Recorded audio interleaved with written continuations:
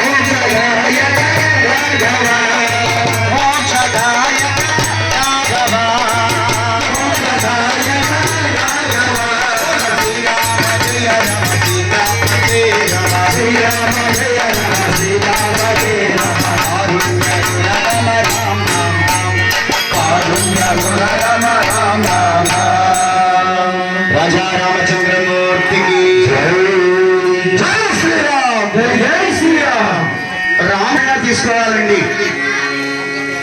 ధర్మంగా ఉన్నాడు, ధర్మం పాటించాడు అని అంటాం. అసలు ఏమిటి ఆ ధర్మం? మొట్టమొదటి ధర్మం ఉత్తర ధర్మం అండి. ఏమిటండి? ఉత్తర ధర్మం. అడవికి వెళ్ళమంటే అడవికి వెళ్ళాడు. నువ్వు చెప్తుంది ఏమిట్రా అంటారండి వాళ్ళ తండ్రిని. కానీ రాముడు అలా చేయలేదండి. ఉదయాన్నే పట్టాభిషేకం అన్నాడు, సంతోషించలేదు. అడవికి వెళ్ళమంటే కోపడలేదు, బాధపడలేదండి రాముడు. తండ్రి మాటకి విలువనిస్తున్నానని చెప్పి, ఇంకా అంతకంటే మహాభాగ్యం ఏముంది, నాకు శక్తినిచ్చి ఇంత బాగా చేశాడు నా తండ్రి అని చెప్పి ఆ మాటకి విలువనిచ్చి అడవుడికి వెళ్ళాడండి. అంత గొప్పవాడండి శ్రీరాముడు. మనం కూడా రామాయణం దీన్ని ఆదర్శంగా తీసుకోవాల్సింది ఏంటంటే పుత్ర ధర్మం. మొట్టమొదటి ధర్మం పుత్ర ధర్మం. అందుకే రాముడిని ప్రతి గుండెలో గుడిగా కట్టుకుని రామాలయం లేనటువంటి గ్రామమే ఉండదన్నమాట. అందుకే శ్రీరామచంద్రమూర్తిని ఇక్కడ కూర్చోబెట్టుకున్నాం. అటువంటి స్వామి ఎంత గొప్ప దేవుడవయ్యా అంటూ చక్కగా కీర్తించి ధరిస్తారు.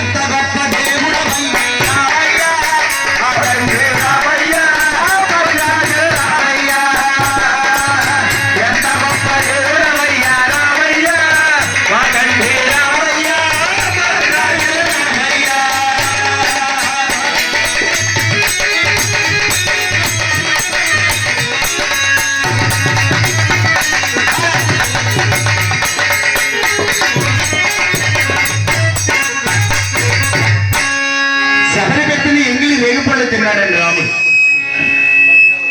అటవీ జాతి స్త్రీ అని చెప్పి చిలకన చూపు చూడలేదండి రాముడు. ఏం చేసేదో తెలుసా? పళ్ళు కొయ్యటమే కాదండి, శబరి చేస్తున్న సేవ ఏమిటో చెప్తాడు వినండి.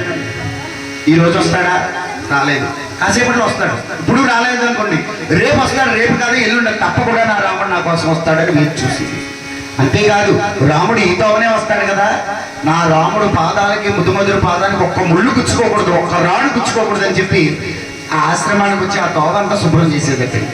అందులో అటవీ వెళ్ళేటటువంటి వారందరూ కూడా, అమ్మా శబరమ్మ, ఇంత చక్కగా నువ్వు సేవ చేస్తున్నావే, నీకు తప్పక రాముడు అనుగ్రహం కలుగుతుంది అని చెప్పి అందరూ కూడా శబరమ్మని మెచ్చుకునేవారట. అంత సేవ చేసింది కాబట్టే. మళ్ళీ మామూలు పళ్ళు కాదండి, చిటారు కొమ్మను ఎక్కిది ఆ వృద్ధ వయసులో. తీపిగా ఉన్నటువంటి పళ్ళు మాత్రమే పెట్టిదండి, పులప చేదు ఏమి పెట్టింది కాదండి. రాలేదు కదా ఎవరమ్మకి పెట్టేది, ఇవాళ రాలేదు కదా రేపు కోసినవన్నీ పెట్టేదండి. అందుకు వచ్చాడు రాము. అంతేకాదు శ్రీరామ పాద ధూళి సోకి రాతి అహల్యగా మారింది. అంగో ఇక్కడ ఉందో చూడండి, పైన పెట్టారు. ఎక్కడండి? ఎక్కడండి? ఇక్కడ ఉందా? అహల్య ఈ కథ చెప్తాను వినండి.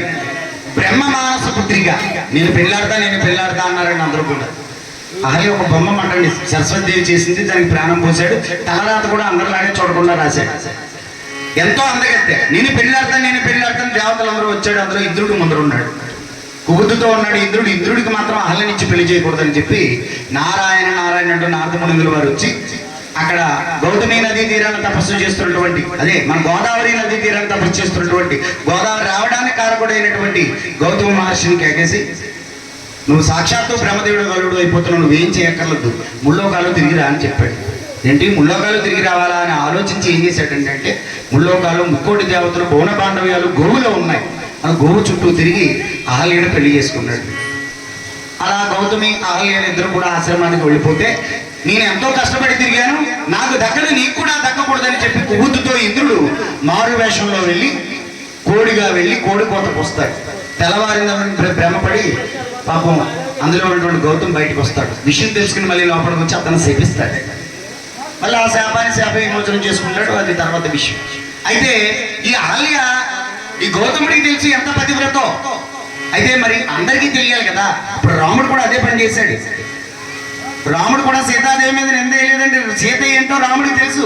అడవికి పంపింది ఎందుకో తెలుసా? ప్రజల మాటకు విలువనిచ్చి. మట్టిలో మాణిక్యం అన్నదాన్ని మొత్తం కడిగేశాడనమాట. అదే రకంగా ఇక్కడ ఈ గౌతమ మహర్షి కూడా ఏం చేశాడండి అంటే, శ్రీరామ పాద ధూళి సోకి మళ్ళీ నువ్వు నాతిగా మారుతావు, అప్పుడే పతివ్రతమైనట్టు, అప్పుడు నిన్ను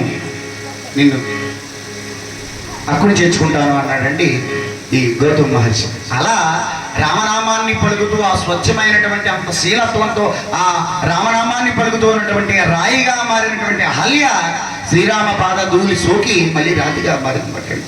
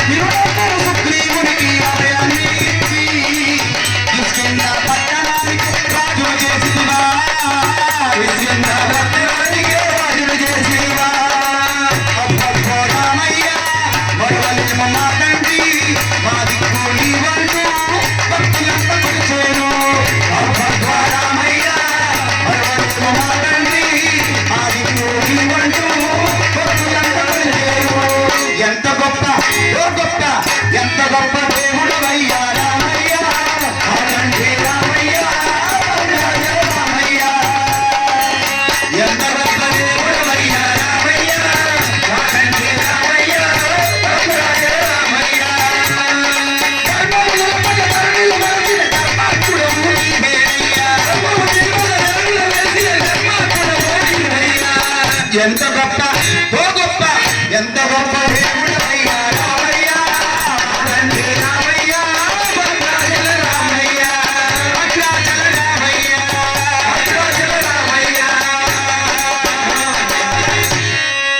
రామచంద్రమో